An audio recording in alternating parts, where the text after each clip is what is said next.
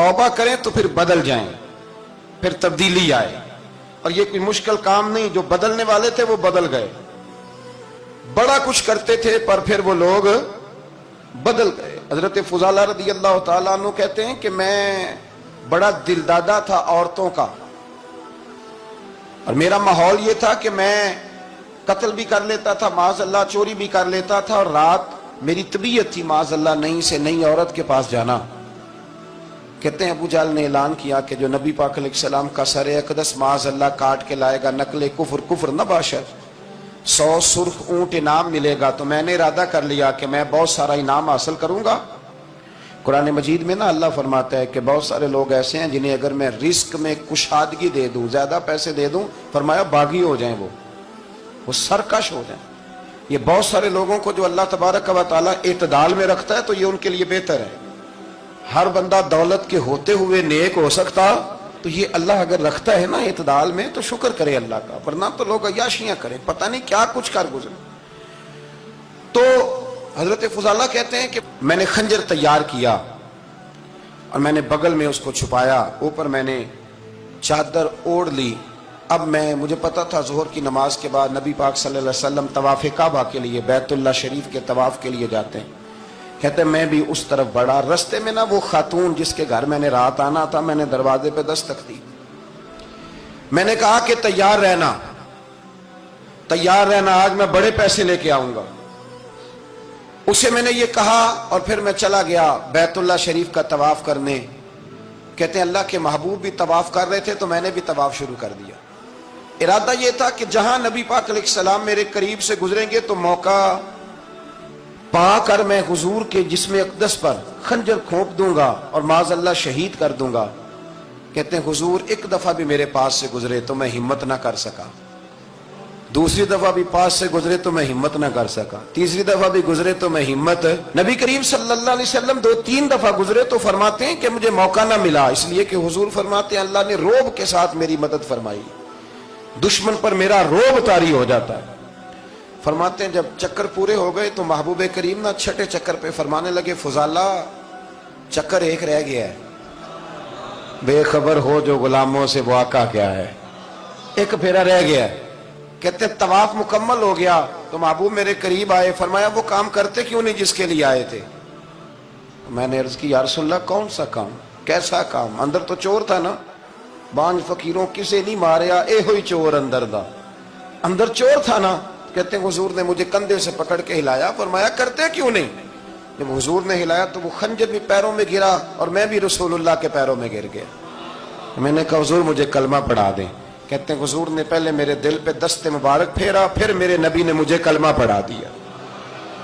अब ना मुरीद होने वाला कहता है कि जी आहिस्ता आहिस्ता मैं ठीक हो जाऊंगा। अब वो आहिस्ता आहिस्ता का क्या तर्जुमा है ये बिल्कुल समझ नहीं आती। भाई किसी बंदे से 5 लाख रुपया लेना है तो उससे वो कहता है जी मैं आहिस्ता आहिस्ता दूंगा, 500 रुपया दे दिया करूंगा रोज का, तो कहते हैं मेरी रकम खराब होती है, पूरे दो। और नेकी की बात जब आती है तो कहते हैं हजरत साहब दीन इतना सख्त नहीं है, मैं आहिस्ता आहिस्ता ठीक हो जाऊंगा। अब मैं मगरिबी शाप पढ़नी शुरू कर दी है मैंने, अब मैं तस्बीह ले ली है कल मैंने, भी आहिस्ता आहिस्ता मैं ठीक हो जाऊंगा। यानी रकम लेनी हो तो वो आहिस्ता आहिस्ता कबूल नहीं है। लेकिन और मकान की रजिस्ट्री अगर करानी हो तो मालिक मकान कहे कि आहिस्ता आहिस्ता करा लो, कहते हैं पैसे पूरे दिए, सवेरे चल और बयान दे। ये क्या बात हुई। यहां ये जो हमारा माहौल था ना, कर लेंगे हो जाएगा, यकीन करें लोग कब्रों में चले गए हैं पर मस्जिदों में नहीं आए। हर काम से लोग रिटायर हुए पर गुनाहों से रिटायर नहीं हुए, आखिर तक तबाही उतर गई लेकिन लोग बदलने को तैयार ना हुए। हजरत फुजाला कहते हैं अभी मैंने कलमा पढ़ा, अभी मैं वापस आया, रास्ते में वो बीबी खड़ी थी। कहते हैं मैं वो शख्स था कि औरतें मरती थी मेरे ऊपर और किसी की जुर्रत थी कि वो आए बाएं शाएं करे, लेकिन फरमाते हैं मैं बीबी के पास से गुजर गया। पहले तो उसका ख्याल था रुकेगा, लेकिन जब मैं रुका ना तो दरवाजे पे आई, और जब मैं गुजर गया तो उसने आवाज दी, लेकिन मैंने सुनी अनसुनी कर दी। जब आगे बढ़ा तो मेरे पीछे दौड़ी। फरमाते मुझे पकड़ के कहने लगी फुजाला तुझे क्या हुआ, तू वही नहीं जो यहां से गया था। अब फरमाते मैं कभी नहीं रोया था, मैं कभी नहीं रोया था। اور جب کہا نا تو وہی نہیں، کہتے میں نے سر اٹھایا تو میری آنکھوں میں آنسو تھے، میں نے کہا میں جو گیا تھا وہ نہیں ہوں، اب تو میں محمد عربی کا غلام بن گیا، اب میں وہ نہیں ہوں، اب نہیں ہو سکتا کہ کوئی میری نظر میلی ہو جائے، یہ کیسے ممکن؟